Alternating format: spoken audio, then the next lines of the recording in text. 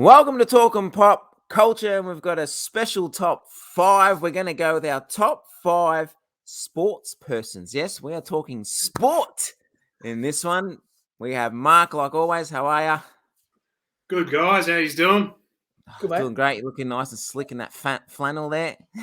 Yeah. We got Drew from Direct Comic Variant. That was right, wasn't it? No, Direct Market Variant. Direct Market. Right. It's still new. We get it. It's all good. I didn't get it wrong this morning on the live stream. I knew I was going to slip up sooner or later one day, but there we go. So go and head over, hit those boys up with the subs. I'll have their link in the description bar below. But we're going to top 5 sports persons. We're going to go around the table as in 5, 4, 3, 2, 1. So Mark, we'll kick it off with you. Who's your 5th favorite sports person of all time? All right. Well, actually, I just whipped this up fairly quickly, so whatever first came to mind usually works well. Yep. So I went number 5, big basketball fan, so I went Rip Hamilton from the Pistons. So I'm a big Pistons fan, and those era, like from 2002 to 2000, I think he was there till 11. Yep. Yeah, big moments. Always wore the mask, and man, off the screen, money every time. Just coming off that screen, he was a workhorse. He was like Reggie Miller, exactly the same as Reggie Miller. Just come off that screen, don't stop moving until and catch, shoot, never dribbled, and it was just nothing but the net. And I really enjoyed his work ethic, and he was actually a pretty good defender too. Like he had a bit of grit about him, and he was a guy that he never took anything for granted. He was a hard worker. Apparently, like his off-season workouts was like he had like these big dogs, and he would run until he would wear them out. And dogs apparently get fitter quicker than humans, so it got more challenging as it went on. And that was his work rate. He goes, "I'm going to run until my dogs have had enough." So that was his and he had no shred of fat on him. Like there was nothing of him. He was just pure muscle. Yeah, very lean. Loved the mid-range jumper for sure. Oh man, it was money. Yeah, it was. That's a good one. I remember him, but I don't remember watching him. He wore the face mask. He didn't even need to wear it anymore. Like he only did it because it was a fractured nose, but he was fine. He was so superstitious, he wore it for the rest of his career. And it was like 8 years of it. Oh, easy. Yeah, I bet you're regretting now with looking at all his basketball cards with the face mask on him. He started Wizards with Jordan when Jordan came back, if you remember. Yeah, we got him with the Grant Hill trade and Ben Wallace. Yeah. I remember I bought the Detroit Pistons top. It was the first time I bought a Detroit one, Grant Hill one, and then the next freaking straight after that, he got drafted. Got traded. Yeah, see that's a big tragedy. Grant Hill was. He was a superstar. He was one of the best basketball players coming up, and just injuries got him. And by the time he came back, he was no. Yeah, he was. He was the all rounder. He was a walking triple double too. Oh, he was nasty. He was he would dunk on you, he'd shoot on you. He didn't. He was finding a way to score. Yeah. They say you got your number 5. So yeah, I'm a big American sports fan too, but this one's not one of those. My main sport I did when I was younger, I did footy and cricket and everything, basketball, but I did athletics for a long, long time. So I have to put Michael Johnson on this. I'm not sure if you guys remember Michael Johnson.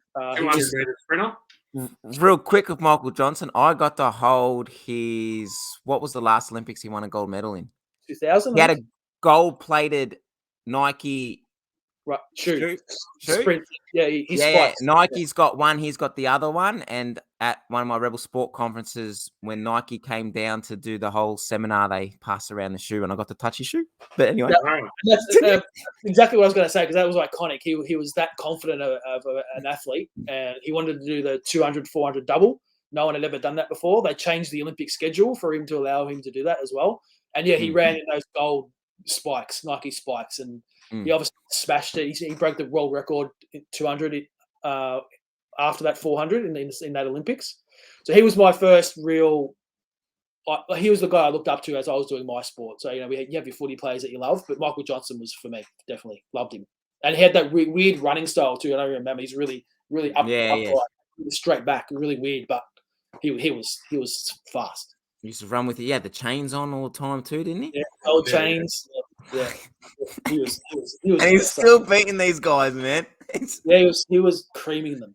Yeah. Hard sprint too, 200 and 400. Well, man, yeah, I did athletics, as I said, 400 hurdles are probably the two worst events you could do training-wise. But he was smashing. And I just remember the 200. He was doing it so easy. He's looking up at the scoreboard as he's running just to see how far away people are. It's just he was. Or look at himself or something like that. Maybe a bit of that too. Well, my number 5 is football, aka soccer, we call it in this country, and obviously in the United States, everywhere else is called football. Didier Drogba. I am a Chelsea supporter. Yes. He was just where my love for him came. Like, I always liked him at Chelsea, but in one of the World Cups, when he carried Ivory Coast, like, this guy was just sensational. And that's when I just like, you know what? I'm going to take more note of this guy at Chelsea. And the more, man, he's just the kind heart. You know, he didn't never let the fame get to his head. He was just so aggressive. He was like hard attacking player, man. He's like body, man. Like, he was a tank. Like, this bloke was just man, he could have been a wrestler or something, man. He was just huge and just so much power behind his shot. I was very sad when he left, but then very joyful when he came back. And then I remember rumors Sydney FC were going to sign him, and I was just like, that's it. If Sydney FC sign him, I swear I'm going to get a Sydney FC membership. I will travel to all of Sydney's games. I'll drive up. That's how much I love this bloke. I was like dead set going to do it. But then it didn't happen. So, but yeah, Didier Drogba was my number 5. That's a good one, mate. Mark, who's your number 4? Number 4, I actually, just thinking off the top of my head, I was really struggling I had to put a Bengals player in there, Cincinnati Bengals player in there, but I really struggled because there was no one that's ever really stood out for me. I've just always loved the team. But there is one guy, and unfortunately he has recently just passed. Cedric Benson was always one of my favourites. Nice. Okay. I thought you were going to ask me. Yeah, the big Ced. In my prime, especially when I was starting to really get into where I couldn't miss a game, Cedric Benson was the first guy coming up. Man, he used to run nasty. I mean, I remember one time he's running to the sideline, he's breaking away, and Troy Polamalu from the Pittsburgh Steelers, he's racing towards him. Now, Polamalu is one of the heaviest hitters in football history. Yeah. And Polamalu's got him. And Benson, the thing to do Benson should do is just run out of bounds. Instead, he turned and went straight for Polamalu. Polamalu's helmet came off, and Benson just kept on running. I just always remember going, now that's a man. I was just going, I really enjoyed it. I went to a Bengals game. He scored a touchdown then too. It's just perfect. Yeah, I always loved Cedric. The poor guy passed away a couple of years ago, and he's like a year older. He's a year younger than me. Yeah. So yeah. I remember him. Yeah, and players like that who would try and make a statement for their team by trying to run the big hitters over. And Polamalu was a Mack truck. He had big hair. He was one of my all-time favorite players. I really had. He was good. He was almost going to make my top 5, Polamalu. I love him. Really? No, I would understand that because he was amazing. Look, I hate the Steelers, obviously being a Bengals fan. But Polamalu was one guy I could never hate. I don't care how much I hated the Steelers. I respected the hell out of him. And, And Benson, when we got him, he was on the streets. Like, he stuffed up his career at Chicago. Yeah. He had nothing to lose. So when he came to us, he was just ferocious. And he actually had – it was only 3 or 4 good years, but they were good. Like, it changed our team, changed our franchise, to be honest, because we were bad for 20-odd years. And, it gave us more structure. We had the pieces around it. We just needed the running game, and Cedric gave it to us. Yep. The Bungles. Not my head. Not my head because I don't know nothing about. Matt, just spot me when you guys go on your rants about NFL. I'm gonna just nod my head and pretend I know what you're talking about, but I fucking don't. There's another one coming up soon. You'll see. Well, who's your number 4, DC? Number 4. So being Aussie, you grow up with cricket. I love Summers cricket. I love watching a test. I'll sit there all day and watch it. I don't love. 100%. Don't love the one dayers as much or the T20s. No. Give me a test match. I love it. Yes. Sit on the couch and just watch it. It's the greatest. It really is. Ricky Ponting, just probably my era. I'm 42. Probably my era is. You got your Tendulkars and your Steve Waugh. Yeah, I'm that old, mate. And your Steve Waugh. But Ponting, he was just pure silk. I mean, that one gets bandied around a lot. But watching him was just so enjoyable. He was so smooth. He obviously struggled towards the end of his career, and he also struggled with like the first 4 or 5 overs. You could see he was very, very hit and miss. Once he was in though, you couldn't get him out. And he had that beautiful pull shot. That was probably the nicest stroke in all of cricket. Jeez, he just whip around so fast, didn't he? He had every shot in the book, and probably the greatest fielder that's ever been as well. Yeah. So he was class. Yeah, and see him being at number 3, which is the hardest position to bat in cricket. Yep. I feel, and he nailed that position down for 10 or so years. Yep. Yeah. Yeah, no, I enjoy watching cricket when I need to go to bed, so I watch it. I like it because it relaxes me. That's my thing. I do like it, but I'm the opposite, the complete opposite. I like the one days. I don't really like the 2020s. I like the one days, test matches. I think when I went to one, I've only been once to the cricket, and I went to one of the Boxing Day tests, and I really enjoyed the day watching it. It's fun. I think it's a sport where you can't watch it on TV. Like, obviously, like a diehards fan can sit and watch it on TV, but you know, the fan like me that I just like to watch sports. You need to be there to kind of. I think it's funner to go watch it. I think it's funner to go watch cricket live. Like, there's always something happening in the crowd. Yeah, it's like baseball. Baseball's the same to me. I still watch, especially playoff baseball. I watch, and I don't love it, but go to a baseball game and the atmosphere is brilliant. So cricket wouldn't be the same. Well, we've got a top 5 sports coming next, so we'll probably leave that discussion for them. But my number 4 is the greatest 3-point shooter of all time in the NBA. Well, I guess you can say Steph Curry is, but I'm talking Reggie Miller. I loved him as, a kid, Indiana Pacers.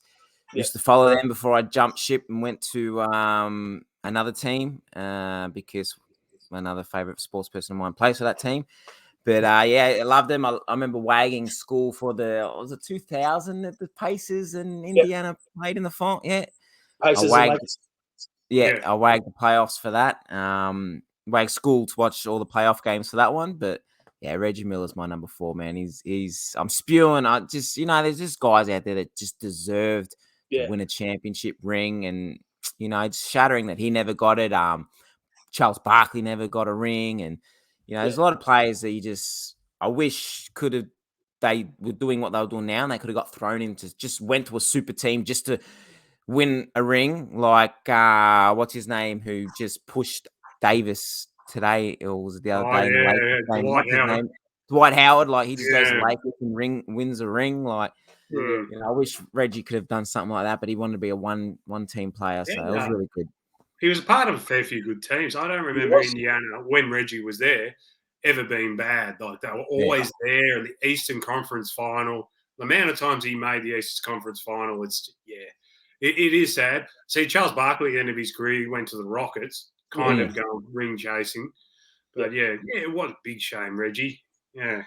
Everyone loves Reggie. He's also a part of some of the greatest documentaries as well. He's 9 points in 30 seconds. He's the Knicks 30 for 30. I know you don't want to talk about it, but the and the Jordan documentary that came out, you saw how big a team they were. They almost knocked off the Bulls at that point too. Yeah.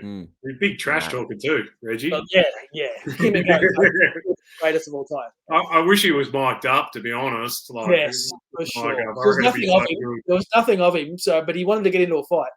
Yeah. Him and Gary Payton, the glove. Yeah. Oh my god. Yeah. Love that. He was great. Number 3. Number 3, I'm actually going cricket as well, but it's not an Aussie. I don't know why I liked this guy always when I was growing up, but Lance Klusener used to play for South Africa. Yeah, the all-rounder. I was going to say, I've never heard that bloke.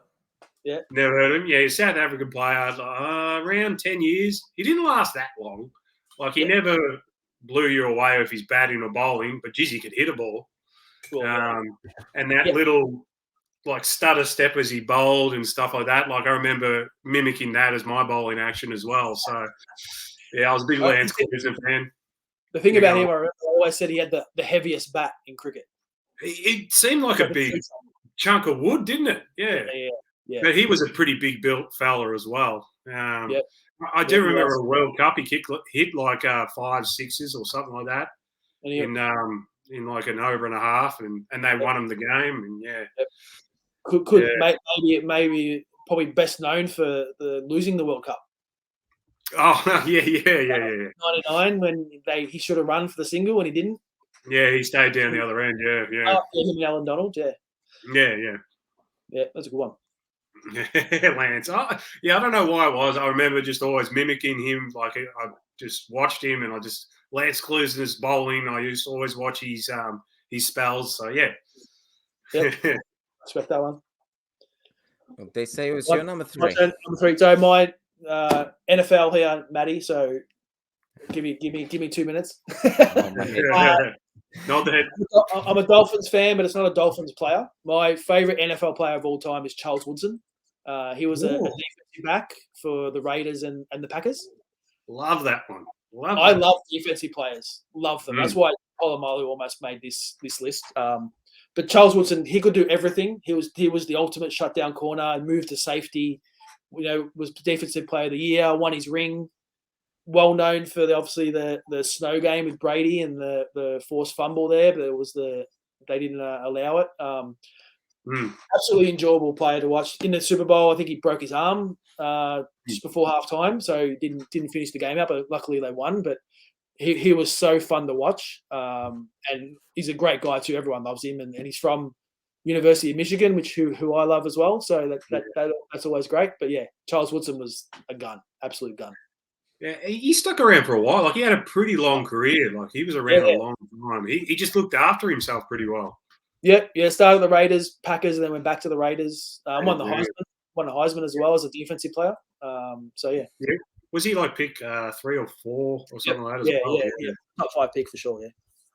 There you go, Matty. Your turn, mate. Not my head. Yeah.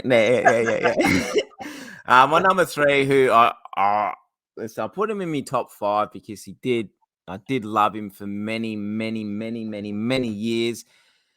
The last couple of years, I feel that he's just, getting in the media too much and, changing the person that he was, getting a bit arrogant. I was one of those people that said he was better than Jordan. I will defend that, even though I don't like him as much. But yes, no, James. Listen. Look at the heads go down. Maybe we should do another video for this. I could go on for hours. Should we do another video for this? I'll tell you what. DC, I'm with you, man. Should we do another video? Because I want to say my opinion, but then I know I have to allow you guys to have your opinions, and I reckon we're going to go for a good freaking half hour. But I will just say this and only this, and you know what? We will make a video of it. I reckon we'll have a debate about it. We love talking about it. I don't want to trash LeBron James for too long, no. I think we'll do it. I don't want to talk about it for that long. But I'll just say my argument when people say Jordan has the rings, I say, well, Bill Russell's got more, so then he's the GOAT. But anyway. Bill Russell is the one that probably should be considered it. Yeah, but sure. Anyway, we'll do another video for this debate because I love getting into the argument. But LeBron James, to me, is, he's changed his attitude now. He's a bit more arrogant. He's a bit, and I hope we do get to see him and his son play together. But he did, get me back because I did fall out of love with basketball after my number 1 kind of stopped playing. And then when LeBron James came, he brought that love back into the game. But that was my number 3. Number 2, Mark. I've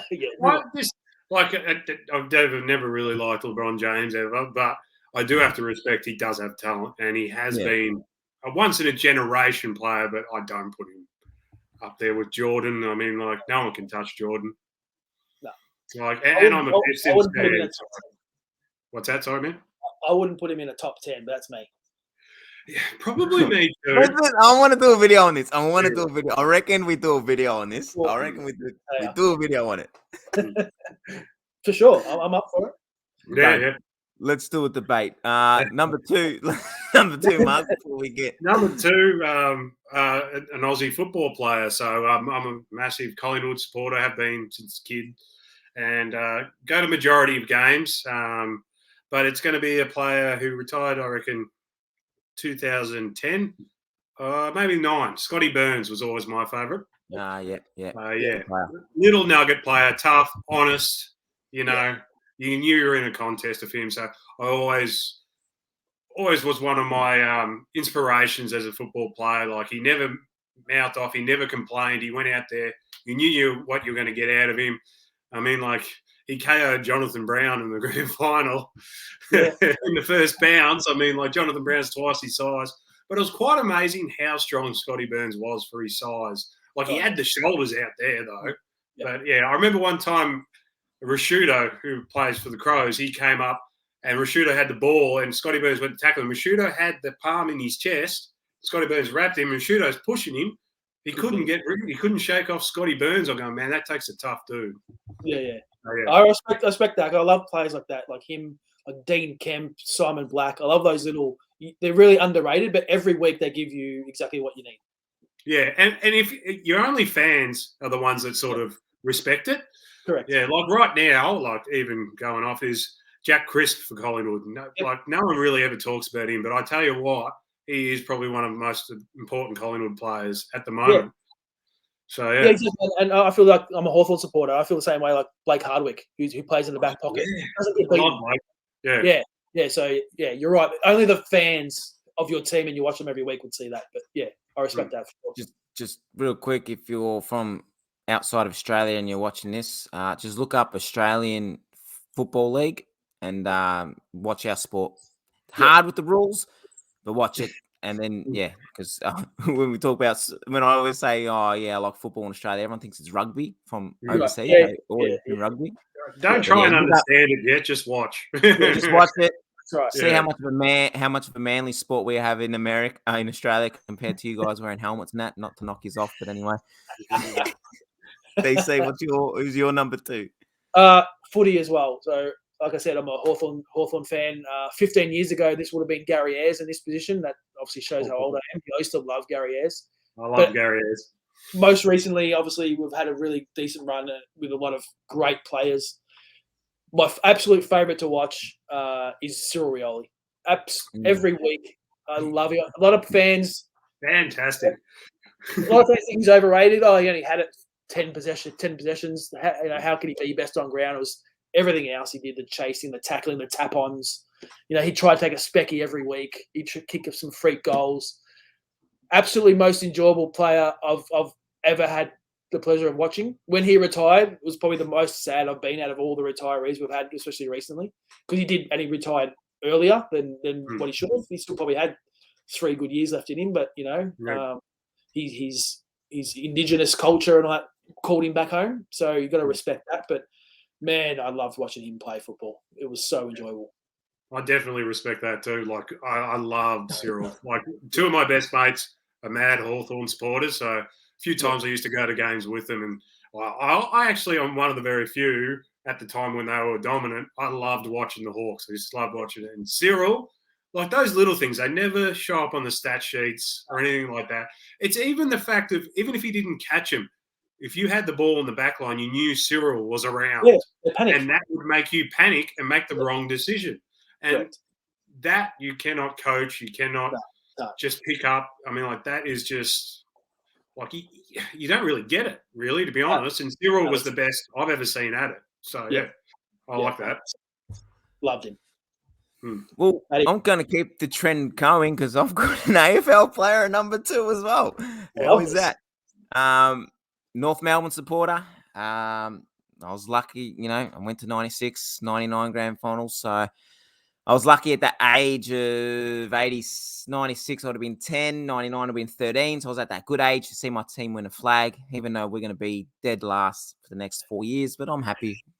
We got rid of the trashy coach that we had, and I'm looking for the future, and I'm happy. I reckon we'll be up there in another 3-4 years.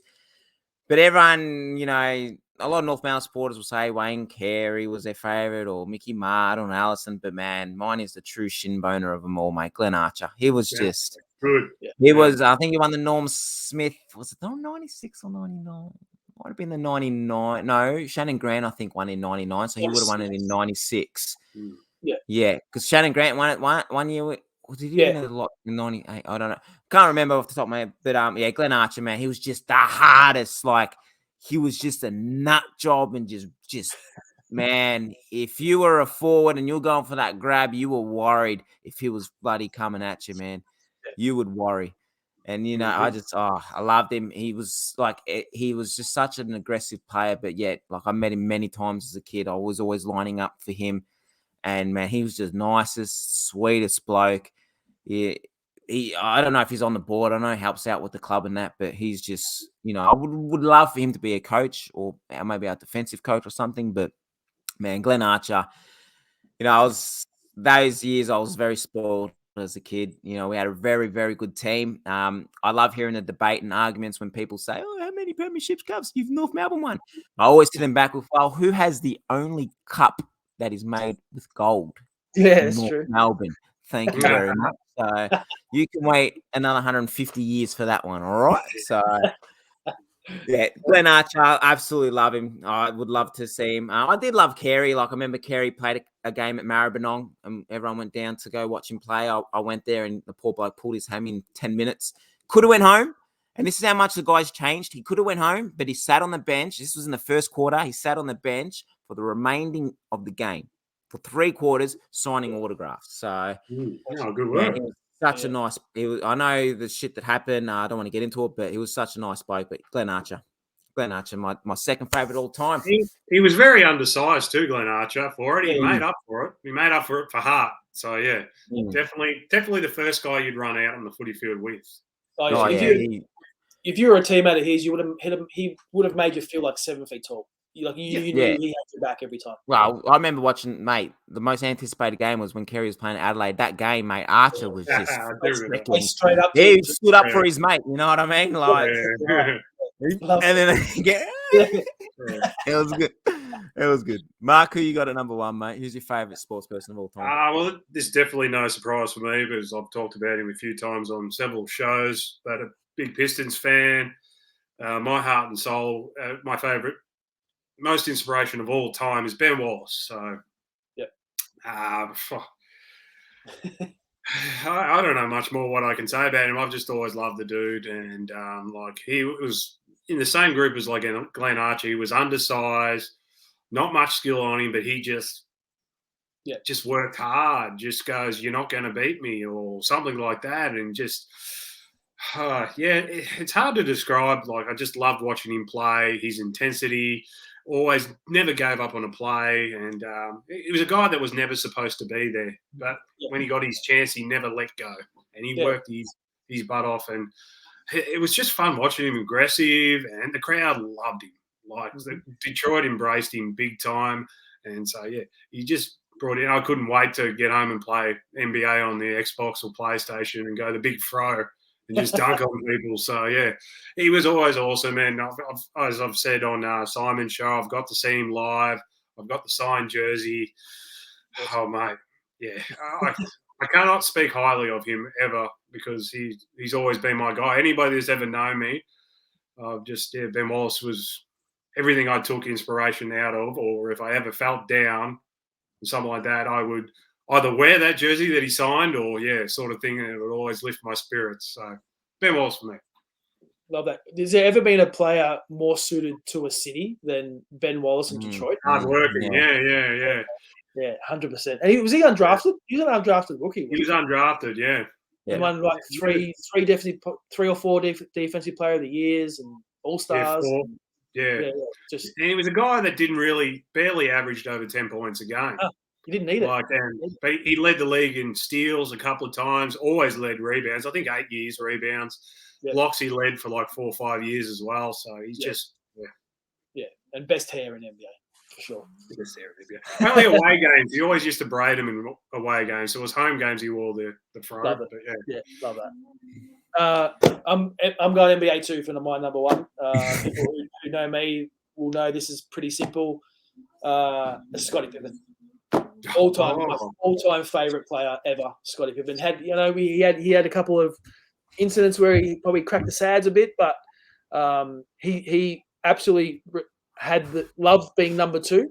I think that's pretty clear. Him and Jordan are still mates to this day. Probably not so much right now because he's been a bit crazy lately, but with some of the things he said. But he was the perfect Robin to Batman. He did everything, and then when Jordan retired, he almost won the MVP and probably should have. He led his team in points, rebounds, steals, assists, and blocks, I think, all in the 1 year. And if it wasn't for a dodgy call against the Knicks, they may have went to the NBA Finals again as well. So he did everything. I loved when he wore the red Nikes at the All-Star game that year. They're the shoes I've always wanted in my entire life. I've hunted them down for so long. I've never owned them, but I remember as a 15, 16-year-old telling mum, you better find these shoes for me because I want them badly. Probably would have looked horrible, red shoes, because I'm not a big fan of those, but number 33 for the Bulls, it doesn't get much better than him. He was severely underpaid. He was. Oh, yeah, mate. After that doco came out as well, though. Gee whiz. No wonder he was a little bit upset every now and again. He'd be out there going, oh, man, these useless pricks are getting, these second stringers are getting more money than me. Yeah. I mean, look at the salaries today as well, mate. Jesus Christ. It's insane. Yeah, he wasn't even making 300,000, wasn't it? Something like that. He's like the 7th highest paid on his own team. Yeah. Oh, mate, I'm pretty sure when I was looking into it, he was not even in the top 100, I don't think, in the NBA. No, top, not even top 7 in his own team. That's wow. Nothing like having a bad behavior, amazing defender as well. He always used to have the tough jobs. I mean, Jordan was an awesome defender, but he always did get the hard jobs until Dennis Rodman came along. Yeah. Well, that 91 finals when they moved him onto Magic, that turned the whole series. 100%, yeah. I know Magic was injured, but he still shut him down. Yeah. Love it. Matty? Well, my number 1, I'm keeping the trend with NBA and my boy AI, the answer. Allen Iverson. Yep. Man, dude, bought his album, jerseys, got all his jerseys. Jules was his rap name. That documentary, Iverson was just amazing, but he brought in the swagger to the NBA. The NBA changed the rules of dressing up because of this man. Man, I loved my hip hop growing up, and he represented. I'm going to sound like a wannabe gangster, whatever you want to say, but he represented the hood, man, and he brought the hood into basketball. He brought the urban into basketball. Was probably the best way to say it. The style, the tats, he was the look. Everyone wears sleeves now. He brought in the sleeve, braids, man. He started it all. He 100% he did. Yes, he started it all, and that's kind of the urban lifestyle. I love it, but the step over. What's his name at Lakers? Who was it? Who did he step over? Tyronn Lue. Oh, man. And the fact that he crossed over Jordan and hit a shot in his face as well. And, as a rookie. To me, he's the GOAT. He's because look at the Philly team he took. They didn't win it. But this guy wasn't a LeBron James size or, you know what I mean, the Kobe Bryant skills. And he was just this small, not I'm going to say small because he's obviously pretty tall, and playing a shooting guard as well. When his whole junior career, he played as a point guard.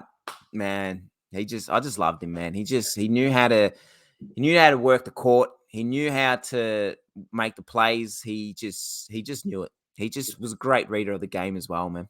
Yeah, fadeaway was automatic. Automatic.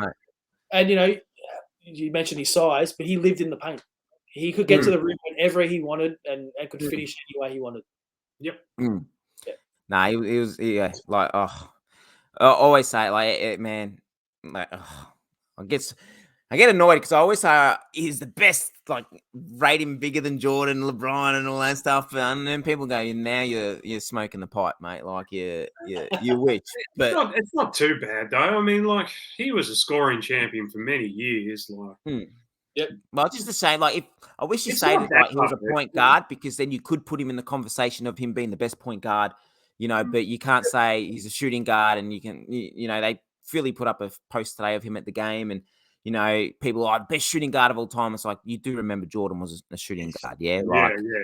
you know what I mean? And Kobe Bryant was a shooting guard too, like if he was down as a point guard, even though Steve Nash was a fucking great point guard too, Jason Kidd, we could go on forever with the point guards, but man, he's my favorite player, sportsperson of all time. Yeah, I also played in the worst jerseys though. I hated those jerseys. Oh, the black one. Yeah. Ace jersey, I'm gonna pull that. That's my favorite one, the black one. Oh really? Oh, I apologize. I hated it. Mate, I got the T-shirt. I got that jersey. That's my favorite one. I got the blue one that says Filler. The red, the blue with the red. I didn't like that, but that one with the Sixers old school logo, man, it's my favorite jersey.